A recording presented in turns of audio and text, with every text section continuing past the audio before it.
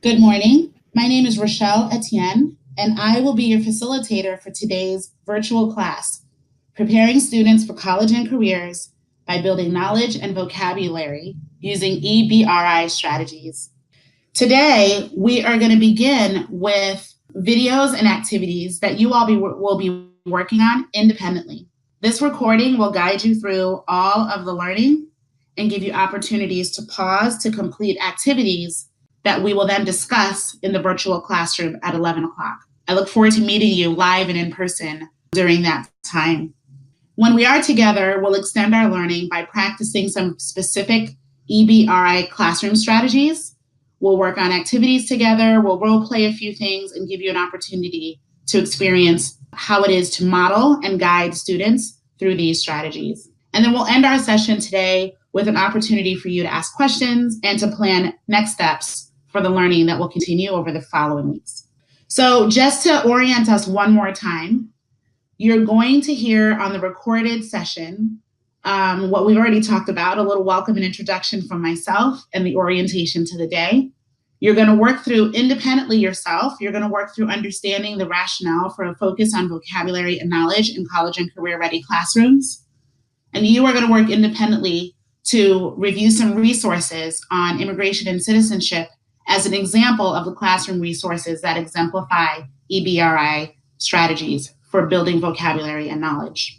And then finally, the live classroom experience later on this morning will engage in selecting text and resources and talk about what kinds of text and resources you can use in your room, how to incorporate EBRI strategies into instruction, where the opportunities are for formative assessment with EBRI strategies. You're going to have a chance to explore some really interesting classroom-ready resources for you to think about using in your classroom over the next few weeks.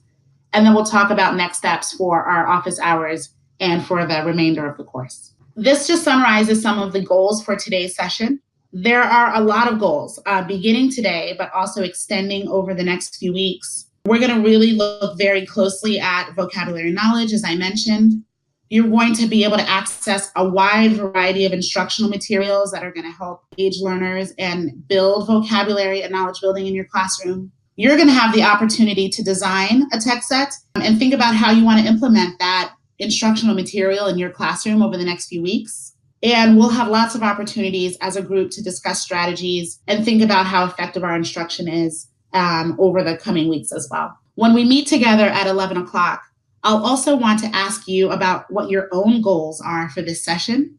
What do you hope to come away with after our learning experience? So be prepared to share that when we meet in the virtual classroom later on this morning. This portion now will begin the work of listening to some of the knowledge and learning and content building that we'll be doing over the next hour and a half or so. Be prepared to pause the video in some places where I will cue you to complete an activity or answer a question. It will help to guide your learning as you move through the recording this morning, but we're also going to bring those ideas back and they will be part of the virtual classroom activities when we meet later on this morning.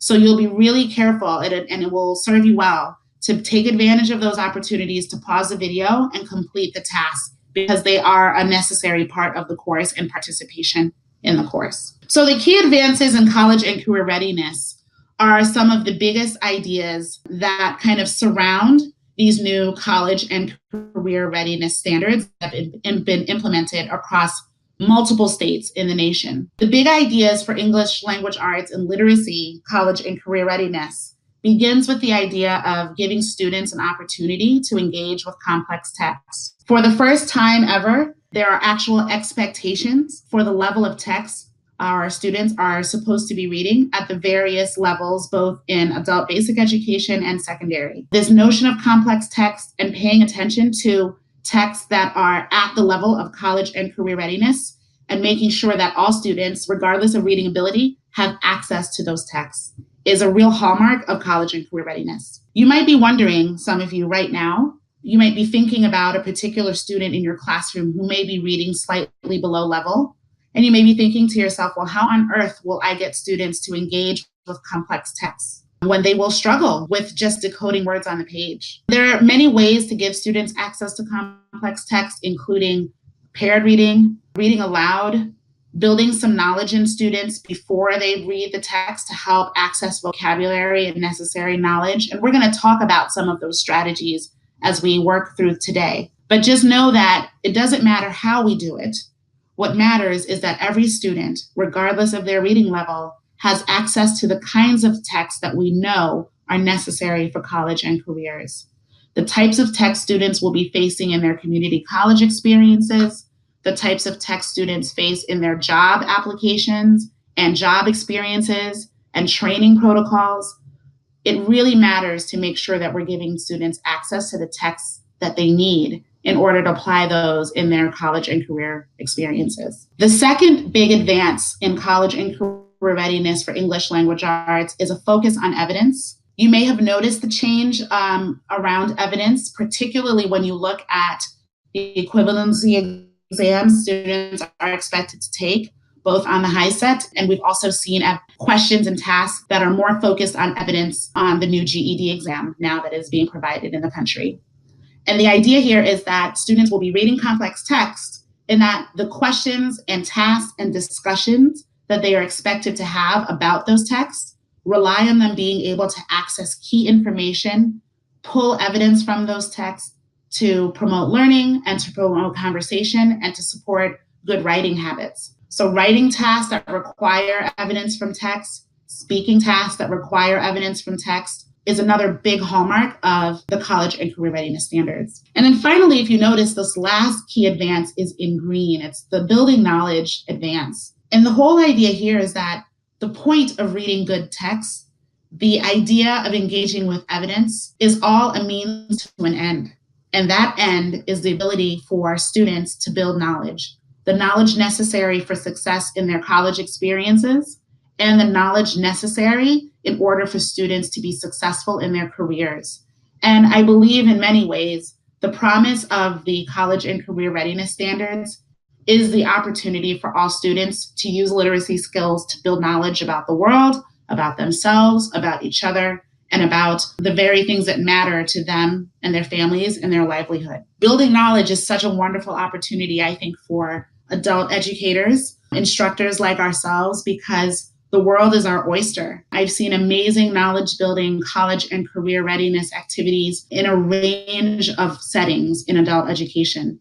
I've seen life skills classes focused on helping young mothers develop the skills they need to navigate housing and medical decisions for their families, building the knowledge they need to be good moms and good parents and good citizens. I've seen amazing apprenticeship programs where students are in an apprenticeship program for plumbing, for example, and have engaged in some really rich reading and experiences to build the very knowledge that they need to be experts in their trade and their craft. I've seen GED prep classes that have students engaging in incredible knowledge building activities around history and science and civics in order not only just to prepare them for an exam, but to also open their mind to the types of experiences they may be facing when they get to college. So this idea of building knowledge, I think, is the real opportunity in adult education and provides the most opportunity for students who are college and career ready. These key advances are going to be the principles that kind of guide us through the types of materials that we see across the course of today's course. So if you are always thinking, where do students get the opportunity to engage with complex text? When will students have the opportunity to focus on evidence? What knowledge is being built? I think you will see that all of the practices that we talk about today are directly designed to address these key advances in college and career readiness. So I'm going to take a stop here and go down the road of research. Please don't worry, your eyes might be rolling right now. We're not going to go through and talk about each and every one of these studies, but there is something to be said here about what these studies tell us. Essentially, if you're looking at the screen, over the last 2 decades in this country, a tremendous amount of research has been done around the achievement gap and the literacy rates that we're seeing in the country around K-12 students, and how the challenges with literacy begin a very long time before many of us ever meet our students in the adult education context. If you notice here, all of these statistics have to do with students who are in first grade and third grade. And I mean, that's a good 10 years before we meet any of our youngest students, even in adult education. And so how is this problem so pervasive in K-12?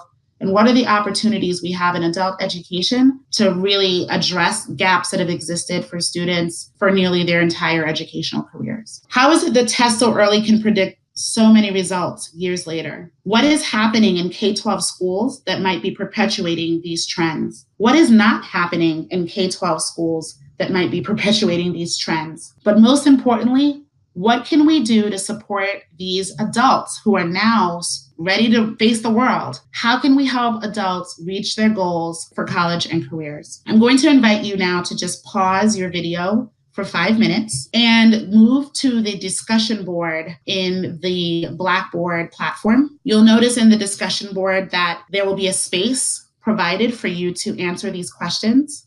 And I'll ask that you take 5 minutes now to pause the video, go to the discussion board, and please share your thoughts on any one or all of these questions.